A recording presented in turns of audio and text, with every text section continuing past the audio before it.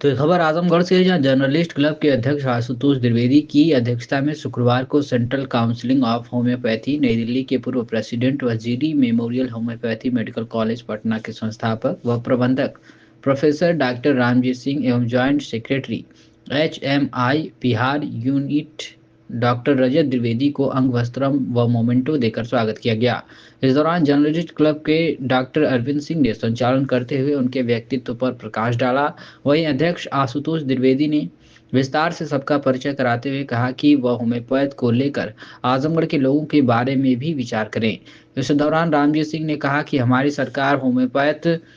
को बढ़ावा दे रही है और सरकार से निवेदन है कि इसमें चिकित्सकों को भर्ती करे, क्योंकि होम्योपैथ के प्रति लोगों का विश्वास बढ़ रहा है। अब सरकारी अस्पतालों में भी होम्योपैथ की चिकित्सा सुविधा हो रही है। वहीं इस दौरान पत्रकार डॉक्टर मोहम्मद अख्तर ने आए हुए अतिथियों का माल्यार्पण कर स्वागत किया। इस दौरान doctor Narendra Shrivastava, doctor Ashok Singh, doctor Siddhant Chitransh, doctor Dheeraj, Manish Pandey, Rajesh Pathak, Preeteshwar उर्फ सेबू, सजादे सिंह, ज्ञानेंद्र चतुर्वेदी, पंचानंद तिवारी, ब्रजेश्वर सिंह सहित तमाम पत्रकार मौजूद रहे। दिनों तक देश के ये जो काउंसिल रही है उसकी कमान रही, तो वो अब जो सरकार हमारी वर्तमान, इस सरकार से होम्योपैथिक चिकित्सा में और किस तरीके से और प्रगति लाई जा सकती है और किस तरीके से आम लोगों को इससे जोड़ा जा सकता है, इसमें आपके क्या विचार है और क्या कहना चाहते हैं सरकार से? देखिए, सबसे बड़ी बात ये सरकार से मेरा भी अनुरोध है और सरकार कर भी रही है कि जो हमारे युवा चिकित्सक पास करके निकल रहे हैं उन्हें रोजगार की आवश्यकता सबसे ज़्यादा है और हमारी केंद्र सरकार और प्रदेश सरकार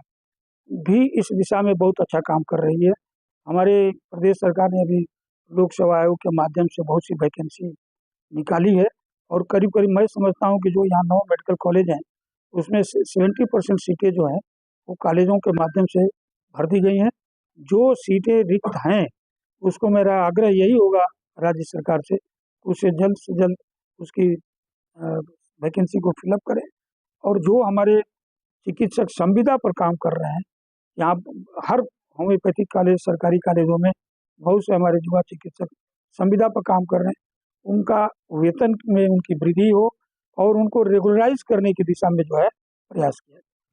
आमतौर पर जो देखा जाता है कि एलोपैथ के तमाम बड़े बड़े अस्पताल बनते हैं, तो क्या आप ऐसा मानते हैं आगे के लिए कि इसमें भी कोई रिसर्च सेंटर हो होम्योपैथ में भी, और इस तरीके के स्टार्टअप के तौर पर होम्योपैथ चिकित्सकों को भी सरकारी और बैंकों की भी सहायता मिले? क्या विचार देते हैं सर, आपके संज्ञान में हम लाना चाहते हैं कि अभी तो भारत सरकार ने कई एम्स खोल दिए, लेकिन जो शुरू में 6 एम्स भारत सरकार द्वारा स्थापित किए गए हैं, 6 एम्स में हमारी होम्योपैथी की ओपीडी भारत सरकार द्वारा शुरू कर दी गई। एम्स के अंदर जो भी होम्योपैथिक ओपीडी शुरू की गई है,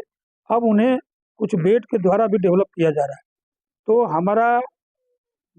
सरकार से आग्रह ये है और गवर्नमेंट का भी प्रयास है कि जितने मेडिकल कॉलेज या हॉस्पिटल हैं, उस सब हॉस्पिटल कॉलेजों में होम्योपैथिक ओपीडी शुरू की जाए और होम्योपैथी के कम से कम तो 50 बेड जो है सुरक्षित रखे जाएँ होम्योपैथी के लिए, जिससे कि हर सरकारी अस्पताल में होम्योपैथी की सुविधा उपलब्ध करा सके। आपके संज्ञान में ये भी लाना चाहते हैं कि हमारी बिहार सरकार ने एक रूफ के अंदर आयुष के सभी चिकित्सकों को नियुक्ति शुरू कर दी है और जिला अस्पताल बना दिया, जिसमें आयुर्वेद, होम्योपैथी, यूनानी के चिकित्सक बैठेंगे। अब सरकारी अस्पतालों में भी होम्योपैथी चिकित्सकों की नियुक्ति की प्रक्रिया शुरू कर दी गई। डॉक्टर हेरीमैन के जो नौजवान थे उनके लिए कोई क्या संदेश है आपका? क्या देखिए, मुझे तो सौभाग्य प्राप्त हुआ है कि हनुमान साहब की जन्मस्थली को घूमने का मौका मिला, देखने का मिला। मैं पेरिस में जहाँ हनुमान साहब को दफनाया गया वहाँ भी मैं गया, 2 बार 3 बार हुआ है जहाँ हनुमान साहब को दफनाया गया। लेकिन अगर हनुमान साहब के प्रति सच्ची श्रद्धांजलि कहीं अर्पित है तो हिंदुस्तान में ही। मैंने पहले भी कहा है कि हिंदुस्तान में, इसलिए जो हमारे हनुमान साहब के अनुयायी चिकित्सक हैं उनको मेरा यही संदेश है, वो धैर्य के साथ इस चिकित्सा पद्धति में बने रहें, उनका भविष्य बहुत उज्ज्वल है। छोटी मोटी बीमारियों के लिए तो लोग होम्योपैथ में जाते हैं,